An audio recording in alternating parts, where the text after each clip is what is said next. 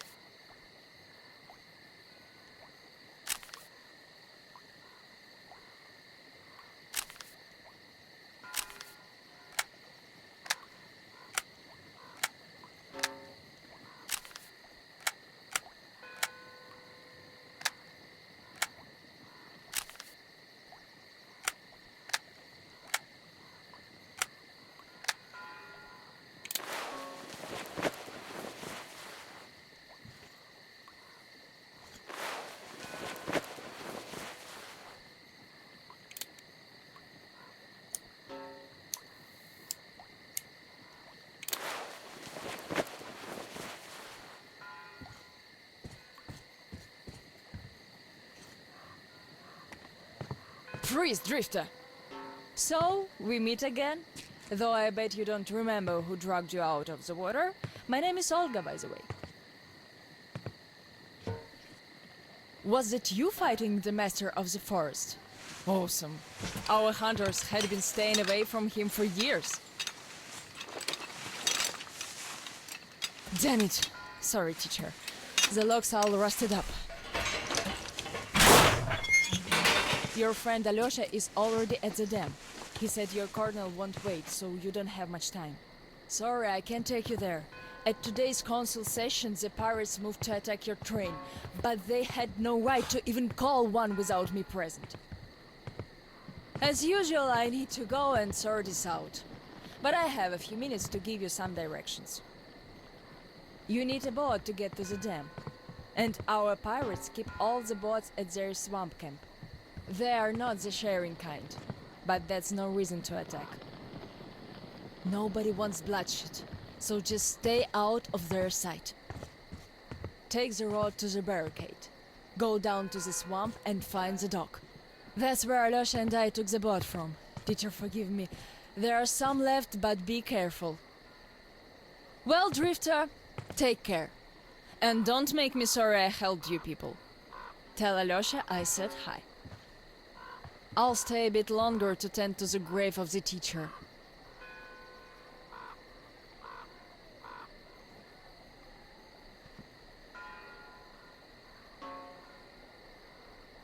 Decided to relax a bit before the trip. That's a good idea.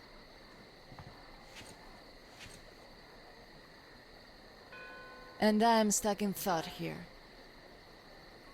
Once the master decided to haunt the vicinity, people all but stopped coming here, though they haven't forgotten. The teacher raised us all, taught us how to survive in the forest. If not for him, we'd all be long dead. So the girls used to come here every day, and the boys still make it from time to time. Even Roman does visit, though it was because of him that the teacher left back then. Most of us went on a trip down the river.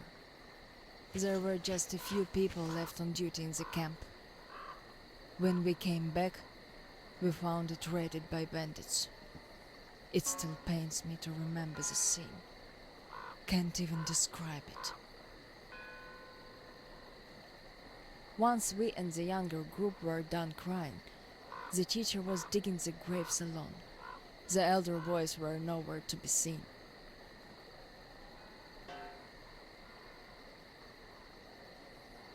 We helped the teacher with burying ours. It was dark already when the boys returned and sat around the campfire. Roman was so covered with blood. You could only see his eyes and teeth. Then they started talking. Tracking was easy. The bandits didn't even try covering their tracks. So the boys waited till they all got drunk in their camp and shot them with bows. Then Roman knifed the wounded like they were deer.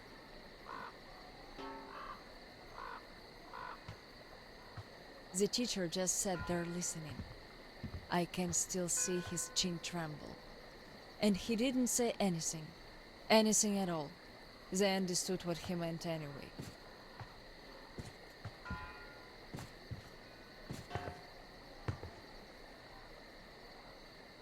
Come morning, he was gone. To this church.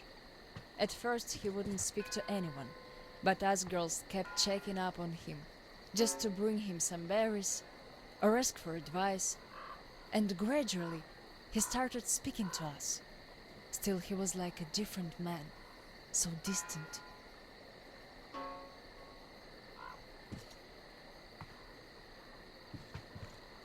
He never talked to the older boys anymore, though he'd reply to their letters. And to the rest of us who'd keep visiting him, he would always say we had to become their conscience, keep them from becoming monsters. But how do you do that? And they didn't stop at that either. Started calling themselves pirates, made the floated lumber mill in the swamp their private HQ. Then they started hanging bandits from the posts, calling them musts. One day they took about 10 bandits alive and used them to test all the boys. Made them kill the bastards. None of ours could do it. And they all got called cowards for that. And then got ostracized. That's how the pioneers came to be.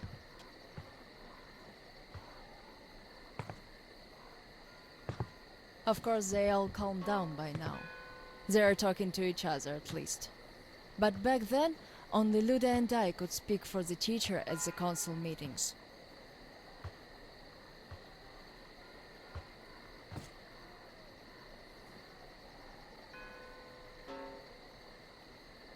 In the end, Luda and a few boys just couldn't take it anymore and left.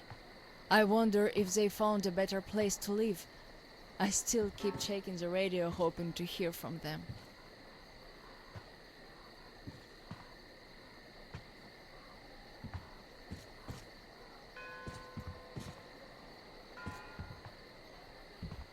The teacher hoped too, but that hope didn't last long. They left in July, and in September he shot himself. That seemed to get through to Roman. He got calmer. Some of the elder guys went over to the pioneers. After all, the important thing is that we stay together. So now I have an important voice at the council. 'Cause I can kick ass if they don't listen. And not just because they're not supposed to hurt girls. A fair fight is a fair fight. Thing is, the only one I lost to in a fair fight was Roman. And even then, I gave him a blue eye he had to wear for a week. That earned his respect. The one I had the most trouble with was the Admiral. He was Roman's right-hand man. Wouldn't leave the lumber mill no matter what. Kept saying we must defend it, if we don't want the mutants to eat the whole valley. But the radiation levels kept climbing there. Roman checked it with the counter himself. So at one council meeting, Roman and our instructors had everyone vote against the Admiral, and the pirates went on to build a new fort near the shore, where it's still okay to stay. The Admiral would have none of that, so he and his most hardcore flunkies stayed at the mill. I never heard from them again. Radiation's not to be played with. The teacher didn't warn us all for nothing. So now, without the Admiral, there is nobody who'd dare give me any trouble in the council. I'll put a leash on them tonight, all right. Don't you worry. I just need some time to gather my thoughts. I don't like politics, really. You could listen to the teacher's diary if you like. He kept recording it, as if he knew. Yes, I must have heard it 100 times already, and still, we let him down. We really did.